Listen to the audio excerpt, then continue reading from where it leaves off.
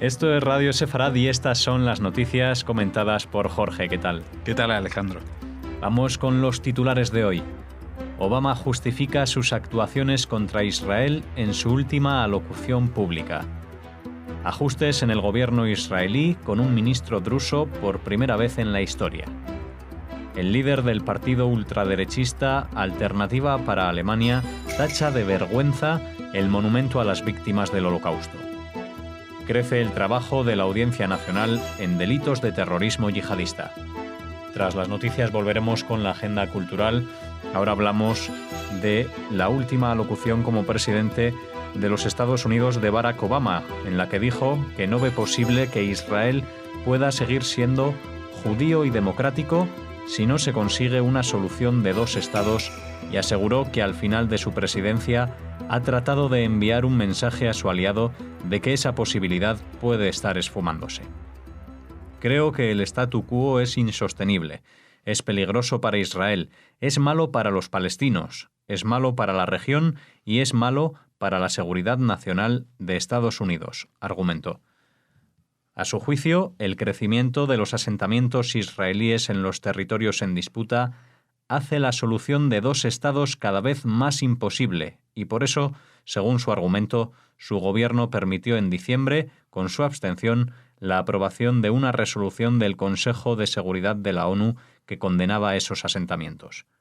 El mandatario aseguró que ha tratado de explicar al equipo de su sucesor, Donald Trump, que cualquier medida unilateral repentina respecto al conflicto entre israelíes y palestinos puede ser explosiva y que las acciones que tome Estados Unidos tienen enormes consecuencias.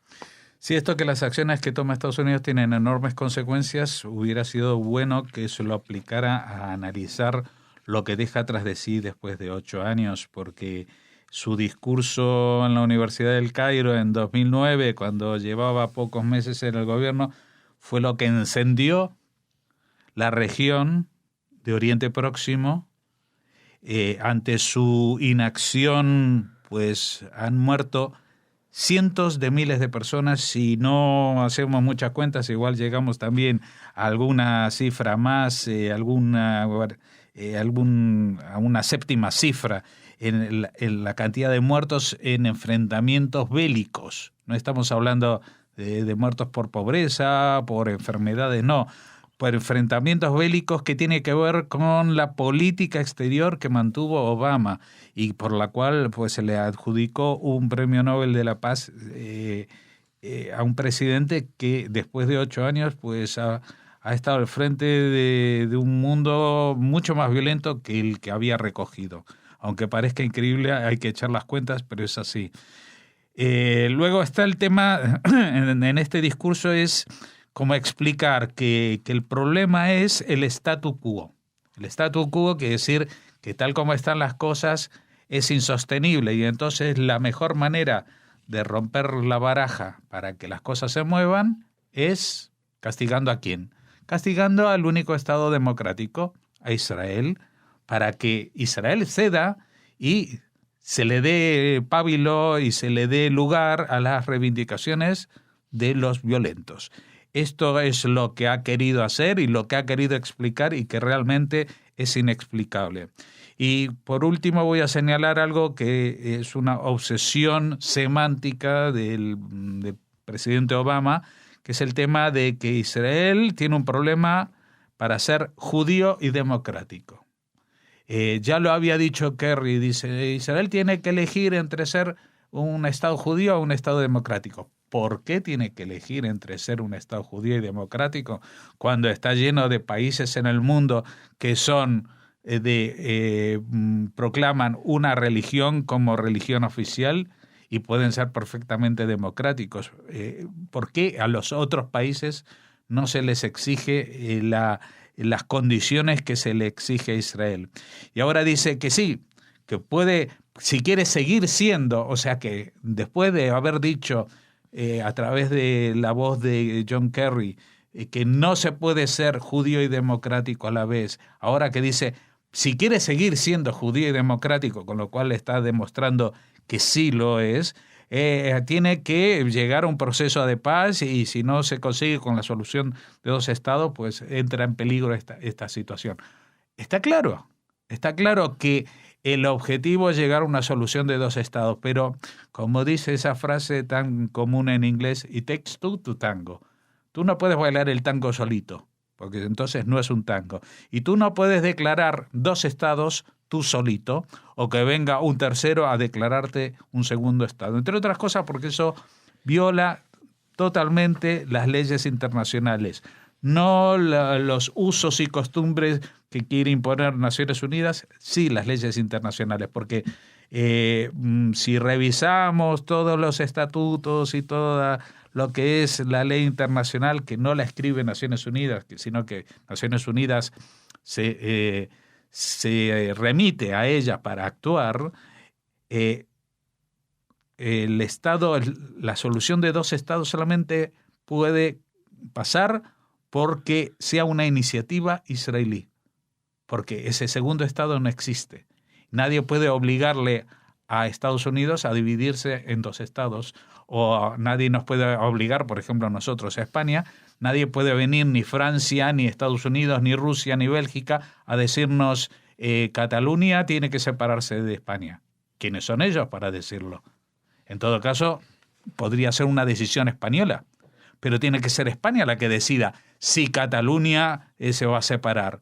Y tiene que ser una decisión de Israel si se va a separar y va a crear a partir de ahí un segundo estado que para digamos, dar cabida a las aspiraciones nacionales de los palestinos.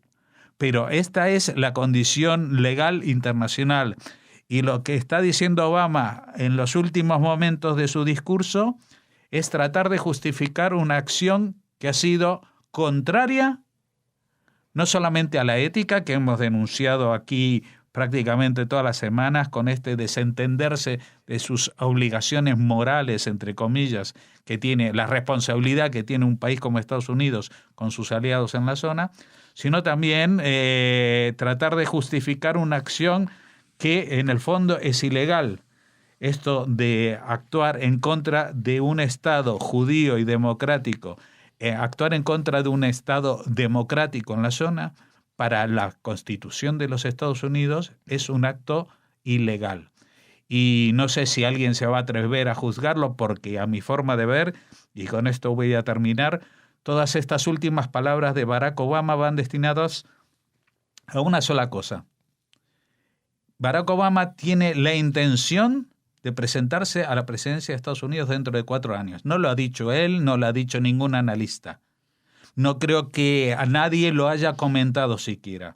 Pero si uno mira lo que es el Partido Demócrata, con la candidata que compitió con Donald Trump, Hillary Clinton, una edad muy avanzada, su contrincante principal, Sanders, que también tiene ya muchísimos años, pues la esperanza del Partido Demócrata pasa por la popularidad que se lleva en el bolsillo el presidente Obama. Y él va a estar ahí, dijo, vigilante. Él no va a estar ahí vigilante haciendo de expresidente, sino va a ser de jefe de la oposición. Eso te lo aseguro yo.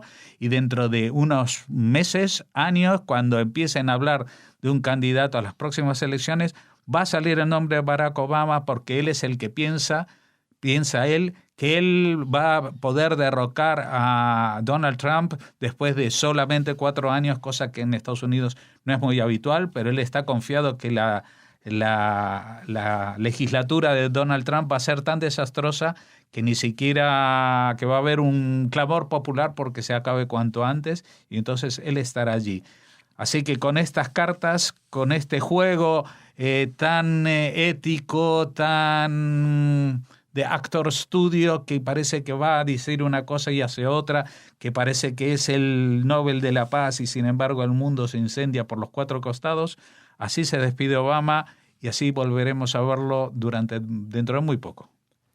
El primer ministro israelí, Benjamin Netanyahu, promoverá al viceministro de Cooperación Regional, Ayub Kara, al rango de ministro sin cartera en el contexto de los cambios de su gabinete de cara a la decisión de la Corte Suprema de Justicia de declarar ilegal que el jefe del Ejecutivo retenga numerosos puestos ministeriales. Kara es miembro de la minoría drusa de Israel, una rama del Islam que, sin embargo, coopera desde su fundación con el Estado de Israel y su ejército, y será el primer druso de los 130.000 que viven en el país en servir como ministro. Su nombramiento llega tras la designación el mes pasado de un nuevo ministro de Cooperación Regional. Además, el diputado Eli Cohen, del partido Kulanu, asumirá la cartera de Economía en sustitución de su colega de partido, Moshe Kalon. El primer ministro retiene las carteras de Comunicación y Relaciones Exteriores. Sí, esto no es exactamente una crisis de gobierno. Se llama crisis de gobierno cuando hay cambios de ministros.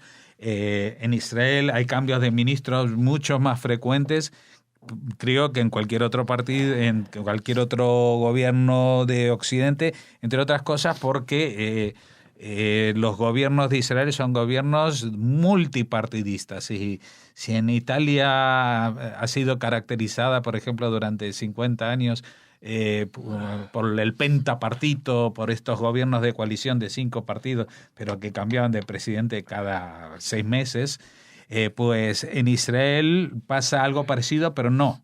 O sea, en general son gobiernos con coaliciones muy amplias. En este caso creo que también hay 6 o 7 partidos los que participan en el gobierno, pero al frente del gobierno se mantiene Netanyahu ya más de 10 años, con lo cual pues no hay la crisis en el sentido de problemas. Lo que hay son recambios y juegos y bailes de sillas, entre otras cosas, en este caso obedeciendo a una decisión de la Corte Suprema de Justicia que decía que, bueno, que si este primer ministro tampoco puede estar siendo ministro de tantas cosas a la vez. Antiguamente, por ejemplo, con el fundador del país, con el primer ministro, David Ben-Gurión, él era también primer ministro y ministro de Defensa, y así pasó en alguna ocasión, pero este primer ministro, que es Netanyahu, ocupa 3 carteras, también Relaciones Exteriores y también Comunicación.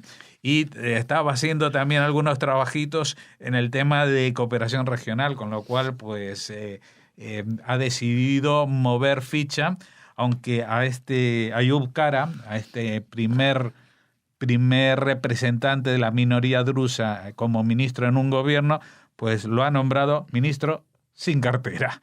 O sea, como si está bien que estás dispuesta a tener más gente en el gobierno, pero no a que le controlen lo que él quiere controlar, en este caso, seguir controlando las relaciones exteriores, la comunicación y, al parecer, también el tema de la cooperación regional, que no sé en qué medida puede ser tan importante para una persona como Netanyahu.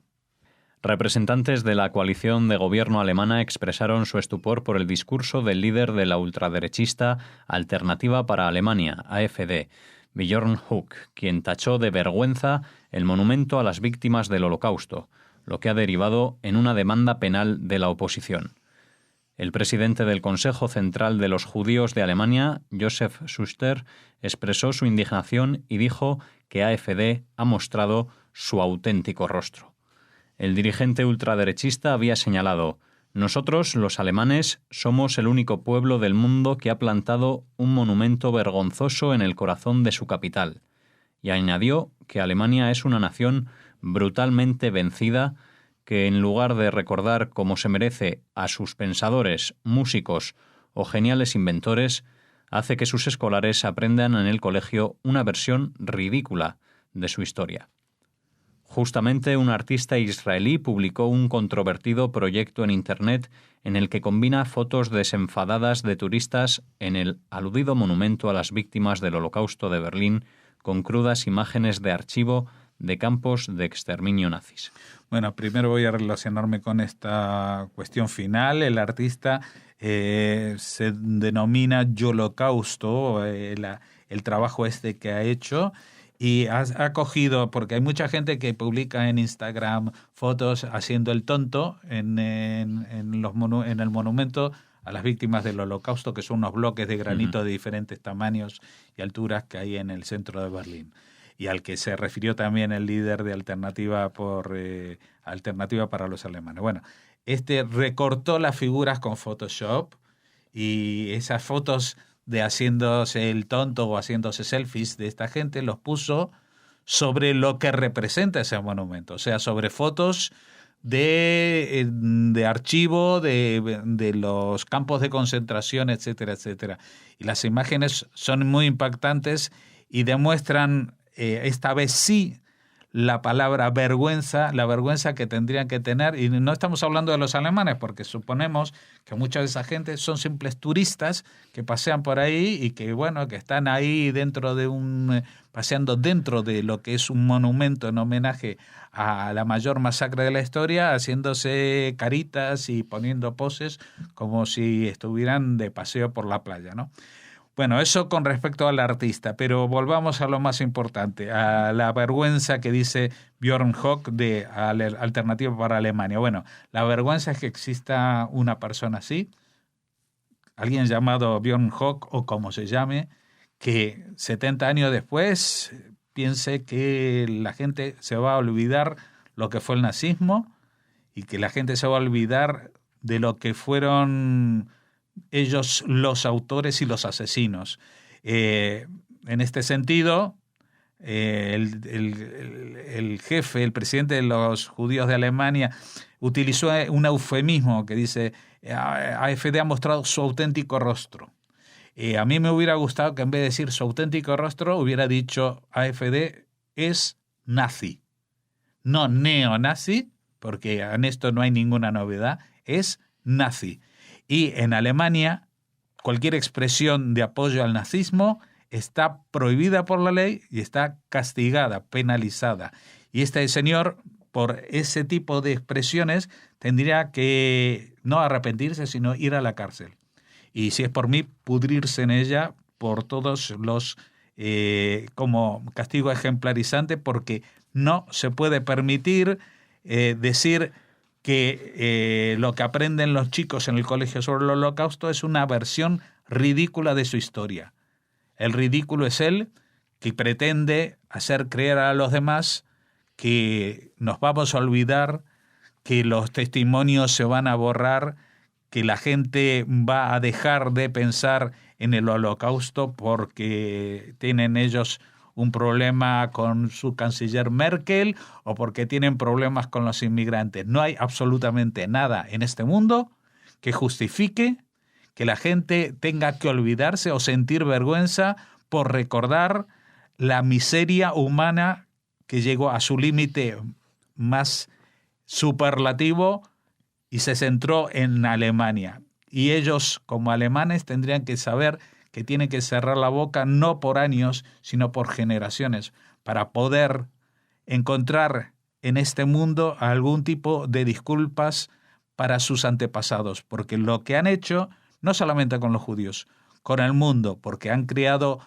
la filosofía de la maldad y del horror que luego ahora tratan de revitalizar diciendo que bueno, que estas son cosas que han pasado, que no tenemos nada que ver con esto, que nosotros hablamos de otra cosa. No, no hablan de otra cosa.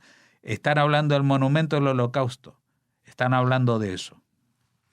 En 2016, la Audiencia Nacional de España ha emitido 11 sentencias que condenaron a 25 acusados por delitos vinculados al yihadismo, mientras que en 2015 solo se habían dictado 3 con 13 acusados. A día de hoy hay 104 reclusos en régimen preventivo vinculados al yihadismo, mientras que 2015 finalizó con 70 preventivos. De las sentencias del último año, 2 han sido por delitos de integración en organización terrorista, castigados con una pena de prisión de 8 a 14 años, otras 2 por delitos de autoadoctrinamiento y adoctrinamiento pasivo, de 2 a 5 años, 2 sentencias por delitos de captación y adoctrinamiento activo, de 5 a 10 años, y 5 por delitos de enaltecimiento del terrorismo, de 1 a 3 años. Las resoluciones por autoadoctrinamiento son las primeras que se dictan en España, ya que corresponden a uno de los nuevos tipos penales incluidos en la reforma del Código Penal del 30 de marzo de 2015. Bueno, esto es el resumen del 2016, no ya a nivel de la policía y las detenciones, que ya hemos dado los datos, sino a nivel de lo que han sido juzgados en la Audiencia Nacional. Y a mí hay algo con las cuentas que no me cuadra del todo, porque se estaba hablando estos días pasados que desde enero del 2015 pues se han hecho creo que 183 detenciones por terrorismo yihadista, o sea, en estas 4 categorías que se mencionan. Y de estas 183 detenciones practicadas en 2015 y 2016, pues aquí nos hablan que se han emitido 11 sentencias en el 2016 y en el 2015 3 sentencias. En total son 14 sentencias. Y si hablamos de acusados, pues 25 y 13 que habían hecho en el año anterior, lo cual son 38 personas juzgadas en los 2 últimos años. Pero han habido 183 detenciones. Y dice, a día de hoy hay 104 reclusos en régimen preventivo. Bueno, en régimen preventivo, ¿cuánto tiempo pueden estar? Yo lo que no me quisiera enterar es que gente que estaba en régimen preventivo sale por terrorismo yihadista, no digo por cualquier acusación, pero que detenidos por acusaciones de yihadismo que estén en régimen preventivo y que luego los larguen porque no los juzgan, esto sería terrible, pero es que a mí los números no me cuadran. Entonces, estos 104 reclusos en régimen preventivo, espero que cuando nos den la estadística el año que viene, nos digan que en vez de 13 o 25 acusados, pues que finalmente se han acusado a 100. O porque si no, los números no me cuadran, sino lo que necesita España, lo que necesita Europa y lo que necesita el mundo civilizado no son presos preventivos, sino presos juzgados y en la medida en que sean encontrados culpables, que sean condenados y que vayan a la prisión, a donde deben estar, porque digamos que aquí hay mucho ruido, pero luego las nueces que se escuchan son que de las sentencias del último año, por delitos de integración en organización terrorista, solamente hay 2. Por delitos de autoadoctrinamiento, otros 2. Por captación, otros 2. Ya son 6 nada más. Y después, por los delitos de enaltecimiento, que son los más suaves, 5. O sea que solamente hay 11 casos de los cuales se puede hablar. Pues a mí me parece que estas 11 sentencias son escasas. Yo entiendo que la justicia va despacio y que tiene seguramente una carga de trabajo muy importante, pero ojo que no se nos pase el arroz, porque este arroz está jugando con nuestras vidas. Esto no es un delito de que no se pagó una multa a tiempo o que no sé qué otro tipo de historias puede haber retrasos en la justicia. En esto no puede haber la más mínima duda de un tratamiento prioritario, porque es las personas que atentan contra la integridad física y es el primer derecho humano que existe en todos los países, el derecho a la vida. Bien, pues aquí terminamos las noticias por hoy. Volveremos con más el lunes.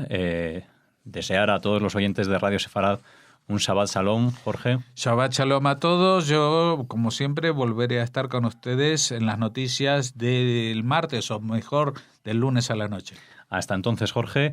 A ustedes decirles que no se vayan porque hacemos una pausa, pero regresamos con la agenda cultural.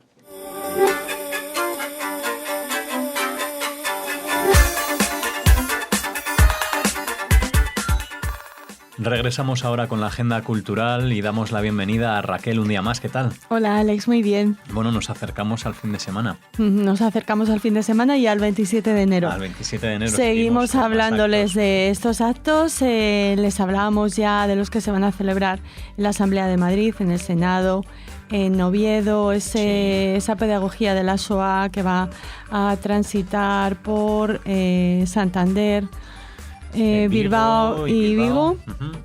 No en ese orden, pero sí, sí en esos lugares. Sí, gracias a Juan Zapato y a las dos obras de las que va a hablar, de la Torre de Babel Ediciones. Y ahora les hablamos del Día de la Memoria del Holocausto y la Prevención de los Crímenes contra la Humanidad en Segovia. El acto tendrá lugar el 26 de enero en la Plaza de la Alhóndiga a las 7 de la tarde.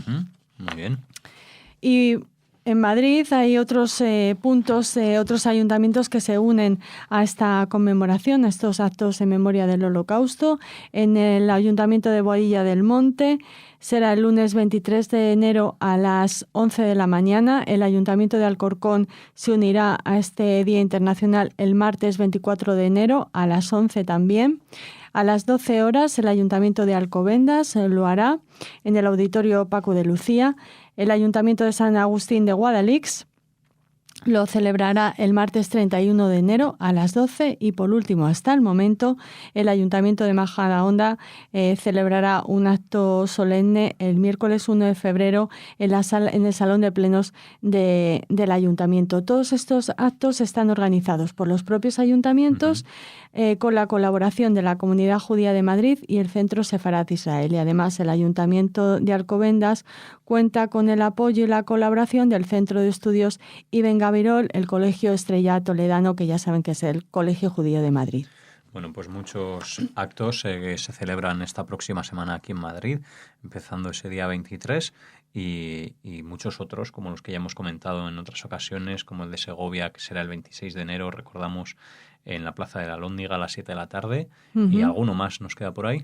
Por ahora, no. Bueno, pues, por ahora estos son los actos que al cierre de esta edición hemos logrado traerles a la agenda, pero seguro que les podemos ofrecer más en las noticias de los lunes. Esperaremos entonces. En el calendario están todas esas conmemoraciones, que no son pocas. Sí, pero gracias por decírmelo, Alex, porque les animamos desde Radio Sefarat a consultar las páginas web de sus ayuntamientos respectivos para saber si en el ayuntamiento o en la comunidad en la que residen se van a celebrar este tipo de homenajes, que seguro que sí. En esta agenda, entre este próximo 23 y primeros días de febrero, sea posible que haya algún acto en conmemoración del Holocausto. Y estén atentos a nuestra programación, porque seguro que emitimos el acto solemne institucional, el acto de Estado del Senado, como cada año, por ejemplo, si no más.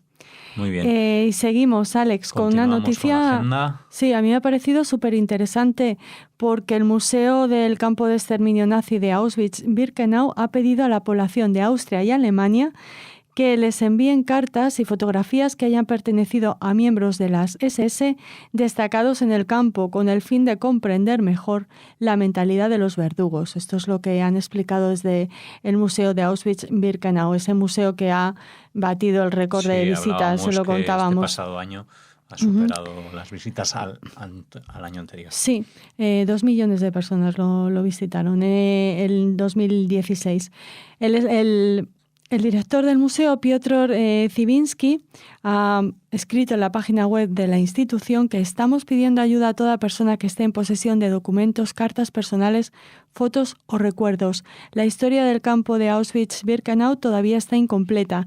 Tenemos los testimonios de los prisioneros que dan la visión de las víctimas, disponemos de parte de la documentación administrativa del campo y disponemos de los expedientes de los juicios a los criminales de guerra. Sin embargo, eso es insuficiente para comprender la mayor tragedia de la historia de Europa. Esto ha comentado el director, quien añadió que después de la guerra muy pocos elementos personales de las tropas SS fueron recuperados. Bueno, me parece una iniciativa interesantísima.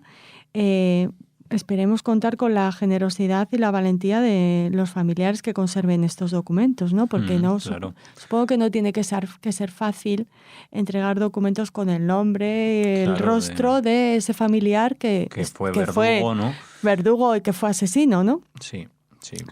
Estaremos muy atentos a cómo es la respuesta a esta petición del Museo de Auschwitz-Birkenau, pero ahora nos situamos en España. Vamos. Seguimos conectados con la SOA. ¿Te acuerdas que hablábamos de esas... de esas baldosines, unas baldosas, ¿no? que conmemoraban a las víctimas de la SOA? En diferentes lugares ya se habían colocado. Sí, son venía de una iniciativa, creo, ya en Alemania, o en algún otro país también estaban ya, y aquí y aquí se hablaba, nosotros trajimos la noticia de que se esperaba que la Comunidad de Madrid se uniera a esta iniciativa, ¿no? Bueno, pues Igualada en Barcelona recordará de manera permanente a 10 ciudadanos deportados después de la Guerra Civil a los campos de concentración nazi y muertos en cautividad durante la Segunda Guerra Mundial. Lo hará sumándose a esta iniciativa Stolpersteine, un término alemán que se traduce como piedras en el camino, impulsada por el artista Günter Deunig. Estas losas miden 10 por 10 centímetros y tienen una hoja de latón en el extremo superior, en la superficie. La parte que queda visible, digamos. Exacto, donde se graban los datos de la persona sobre la que se realiza el homenaje. Según ha explicado el alcalde de Igualada, Marc Castells, cada losa es única y hecha especialmente para homenajear a cada una de las víctimas. Normalmente, ya se lo contábamos, se colocan delante de las casas, pero como se desconoce, en este caso, dónde vivieron los deportados, se ha optado por instalarlas en la plaza del ayuntamiento. El alcalde ha explicado que el objetivo de la iniciativa es hacer parar al viandante y que recuerde a la persona desaparecida, asesinada o torturada para que reflexione en torno a unos hechos que marcaron con horror el siglo XX en Europa. Actualmente hay 50.000 Stolpersteine, además de 1.800 localidades de una veintena de países europeos como Alemania, Francia, Bielorrusia, Noruega, Austria, Italia o Grecia se han unido a esta iniciativa. En 2015, Navàs fue el primer municipio español catalán en adoptarlas y este 2017 se sumarán por el momento Igualada y Manresa. Bueno, pues seguimos esperando que se sumen otras localidades a esta iniciativa, este homenaje de colocar esas losas, y en el caso de no disponer de una casa o desconocer, pues también me parece muy buena idea. Ayuntamiento, que al final no deja de ser la casa del pueblo, exactamente, que es lo que debería ser en todas las localidades. Pues muchas gracias, Raquel. Hasta el lunes, hasta las noticias de los lunes. Shabbat Shalom para todos los oyentes de Radio Sefará.